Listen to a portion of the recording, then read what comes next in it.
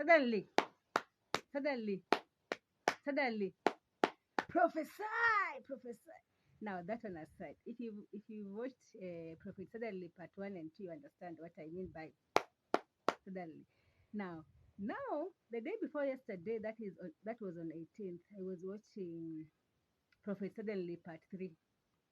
Part 1 and 2 were done last year, and it was just a blessing and an eye opening for very many people, for most of us. And most fake prophets came about trashing the movie because this movie was an eye opener for those people who are unable to differentiate between true prophets and false prophets. And now part 3 is about musicians. You find that someone you are born, you are even ordained from your mother's womb, because everyone when you are born with your calling. You see, there's something that God has imbued in you so that you can serve Him. It might be a gift or a mission that you've been sent on this earth to accomplish before you go back to the Father. And so this man, James, he was born, before he was born, he was ordained by God. And the devil knew that he had a very big ministry, that he was going to bless a lot of people. And the aim of the Queen Mother, which is Mia Kuku, or something like that, was to make sure that this child, this anointed kid, is not born. And so the time this mother of James was in labor, they manipulated everything, rain and all that, so that the doctor was supposed to attend to her is not in the hospital. And now the wicked nurses were supposed to make sure that this woman does not give birth to this boy. But again, since this doctor was unable to come, he had to call another doctor to come in so that he may make sure that this kid is born. And now the doctor who came in, the way God had it, he was speaking in tongues during that period, because he just came in at the right time when these people were almost executing their plan. And so when he reached there, he found that things were messy, and he started speaking in tongues while doing. It's good for doctors and nurses to rabashanda, to speak in tongues sometimes. When things are not working, try the Spirit of God. Trust me, you'll never fail. And so there is a nurse who paid with her life, because Mia Kuku, forever. She was punished because she allowed the kid to be born. And now there's nothing they could have done. So they had to wait. The dark world had to wait for another 30 years. And they say that there are ways that they can block someone's destiny when before they're born or after 30 years. They are waiting so that when you're beginning a ministry, or when you're now just beginning what God has called you to do, they come and make sure that you indulge in some things that will make sure that you just sabotage yourself, maybe by gallivanting with women, by being greedy of money. Now, if you're a minister, you are given this gift free, so you are supposed to administer it freely. But now you reach at a point whereby you want people to pay you before even you minister, before you go for church services, before you go and do the Lord's work. You want to be paid. Now that's the greed that the devil want to make sure that you are having, so that you just sabotage yourself. And there are some points that I got from this movie. You find that this James was a talented singer. And most of us know Pastor Lawrence Oyo. Lawrence Oyo in real world is a pastor and is also a very good singer. And in this particular movie, he was an upcoming singer. And so, most of the time when upcoming singers, when they see their idol, their star, they want to make sure that they're collaborating with them. They want approval from their star. It just taught me that if you're a son of God out there, if you're either a teenager, uh, just a person, develop your self-concept.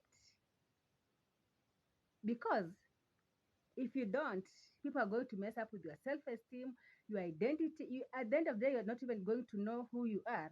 Because when James was coming to a certain meeting, when Pastor Oyo, who was now in this movie, upcoming minister, or music minister, when you was telling Pastor this James, the musician, for approval, how he can sing and even do the guitar and all that. This man trashed him. In fact, he told him that you don't have a talent.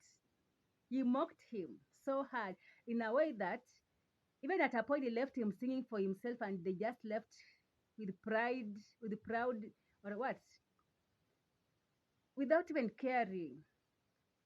And so when he went home, he was discouraged. He didn't want to eat. But thanks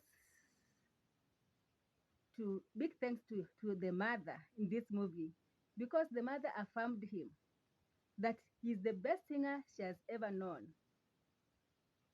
And now he was like, I know you are telling me that because you're my mother, but the mother said, no, you are a good singer. And you see, now for you, maybe who don't have a mother, who don't have someone to approve you, because I've known very many churches whereby pastors can a pastor can make sure that they they strip you of your self-esteem. A boss can make sure they strip you off of your confidence, of your self-esteem, of your identity. Friends can do that. Teenagers can do that. They always do that to each other.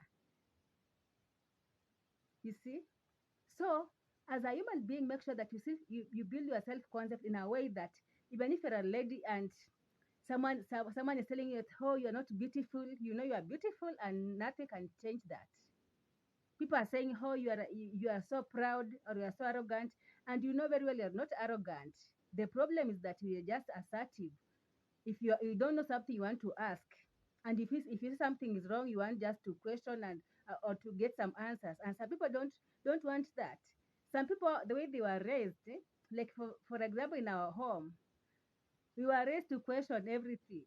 My dad used to have we used to have a meeting whereby, and this meeting you'll question everything. You'll want to say how you want to be treated. I remember every year on 27th, when my dad was alive, we used to have a very open meeting, and everyone will put across their views. My father, you did this and this to me, I didn't like it. I remember there's a time, a time our younger sister was saying, everyone is just saying, so and so, you are doing this, so and so, so and so. I also need respect. And my brother was like, uh, Dad, I want you to do ABC because when it's time for us to go to school, this is the way you behave. Mother, this the way you do. So and so, this is the way you do. You see, and everyone was no one took offense because it was just something that we cultivated up to now. When someone has done something wrong, we just reprimand, we don't take offense, and we move on. But then I discovered after I moved out of our home, now maybe in the college, in the neighborhood, in the places of work where I've worked, I discovered that sometimes it is very hard to speak your views, because sometimes when some people interpret that as being arrogant or rude. So where you feel like your views are not needed, you just decide to be silent. Because now you're asking yourself, even if I speak, how are they going to take it? Some people will take it as an offense, as being rude. How can you speak like that to your boss? And maybe you're just asking, this and this is happening, and I don't think I said this. And someone will just hate you, victimize you, and drain you and drag you in all the mud. So you decide to keep quiet. But I'm just here to tell you, if you're into ministry, if you're into maybe singing in ministry, if you're a preacher, you can learn a lot from that suddenly part 3 by the win-loss. You'll not be allowing everyone to place their hands on your head because they're praying for you, because you see them, they're big ministers of God. Some of these people are into secret cults. They lay their hands on you, they steal your destiny and everything. Now, for James, at least he had a spiritual father who was able to do what, to pray for him and restore him back. But sometimes there are some things when they are gone, recovering it becomes very hard. There are very many lessons we can learn from this movie. How about obedience to the authority? How we need to obey our leaders, people in the authority. Those people are covering us, and how we need to take care of your gift. So self-concept, very important, very key. How you attribute, how you attribute yourself, how you see yourself, how people see you. Let what people think of you not